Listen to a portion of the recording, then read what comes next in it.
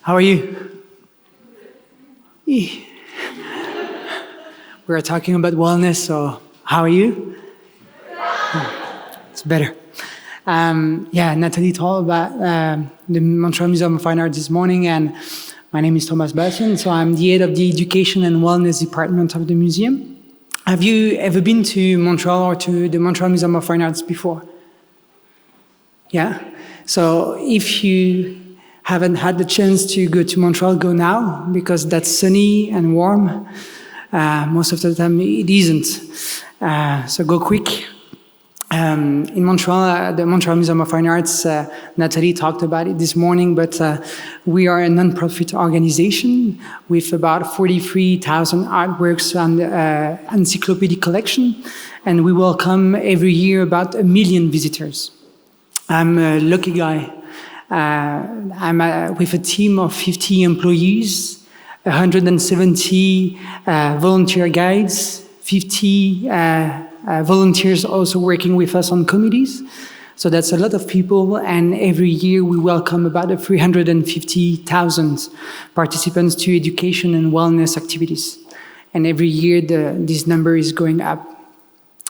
We are also lucky because at the Education and Wellness Department we have spaces, crazy spaces. You saw some spaces this morning.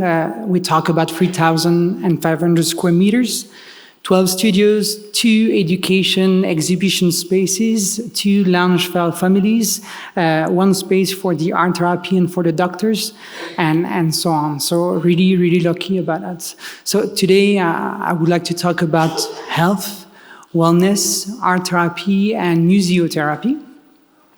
And if we talk about it today, that's because we haven't invented something.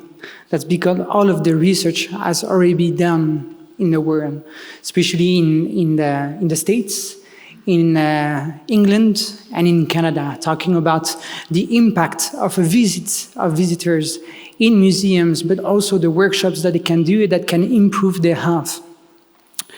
And that's the reason why we've invented what we call now the museum prescription. So I saw some people this morning thinking about what is this kind of crazy project.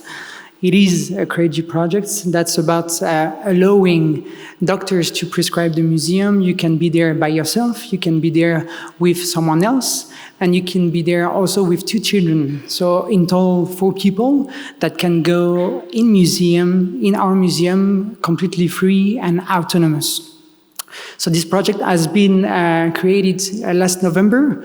We already received 300 patients at the museum willing to discover this kind of project with us. But the big, huge question, why this kind of project? And I think that the question is way bigger than that. What can we do for you is the type of question we ask every time a person is coming or an association is coming at the museum. What can we do for you? And I mean, this is a huge step, especially in museums, because most of the time curators or head of departments tell people what to do in museum. But in this case, we ask people what they want to do in museum. And in this case, especially, doctors told us we want to invite patients to come in your museum. And Natalie told about us this morning about co-creation. At the moment, we are working with about 450 organizations to try to develop a better museum and to try to understand the needs of everybody. Nikolai, you had a wonderful sentence about thinking globally and acting locally, which is not the right one. I believe that we have to think locally and act locally, because our museums are in cities, cities are in states, and everybody has its own culture. So in the end, if you try to reproduce what everybody is doing internationally, we won't find a solution. But what is great is asking us, what can we do for the population living close to the museum especially? So that's what we've done at the museum. And some people believe that doing this kind of museum prescription can be done like this, but this has been a project developed 20 years ago by the museum. We had this project called Sharing the Museum, which was the Accessibility and Inclusion program. And this is an amazing program because we were thinking that some people were not coming to the museum because of several reasons. money, mental health issues, people of languages having a problem with languages, and so on. And we thought that having this kind of museum program, offering different type of activities completely free for different type of organizations, was the best way to do it. So that was 20 years ago. 20 years ago. And 8 years ago, we've created the first program related to doctors, art therapists, researchers, and also participants at the museum. There was a project with the Douglas Institute, Concordia University, and an art therapist called Stephen Legary. And this project was about girls having eating disorders. This project is still going on at the museum, but it was the first time that we were working with art therapy. And you know, the major project that we had, the major problem that we had working together with art therapists and doctors, we didn't know the language. We didn't know what they were talking about. They were working in the medical field and we were people working in museums. So that's the reason why 3 years ago, we've been hiring for the first time an art therapist at the museum, because this person speaks the same language, and he speaks also the language at the museum with the educators and the people in charge of the projects. This journey is an amazing one because every day, and I believe that art therapy is completely new but amazing also in museum. Stephen Legary has been working or is working now on 20 art therapy projects at the moment with different type of people. We've created 3 years ago also the Art and Health Committee, which is a committee able to recommend us what to do, to create link with different people, researchers, medical fields, and so on. And in the end, we see that the more we open the doors for people in the medical field, the higher is the amount of projects that we can propose at the museum.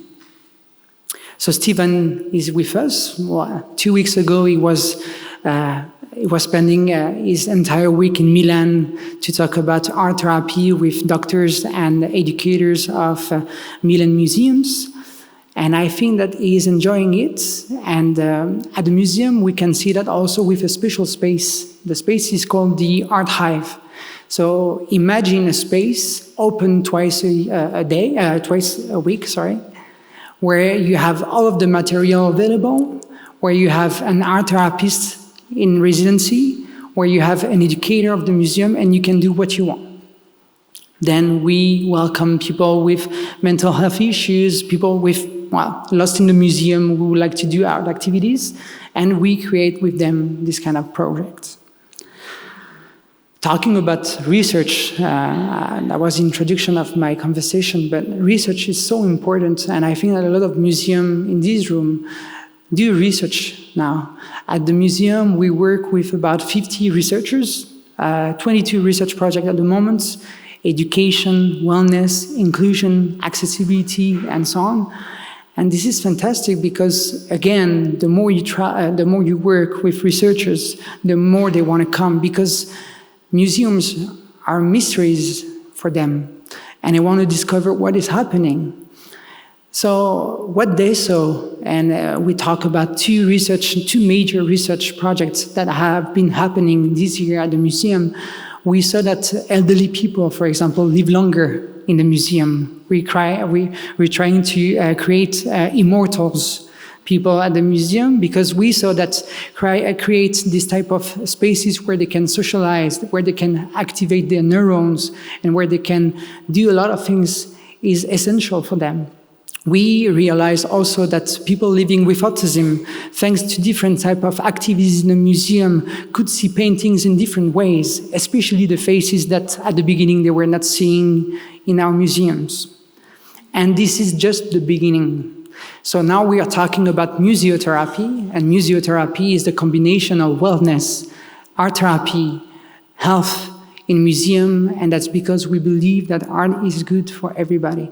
So I hope that we're going to have some conversation after this presentation, that you can share with us different type of expertise or activities that you have in your museums. And I really hope that this museum is going to be good for all of us. Have a good day.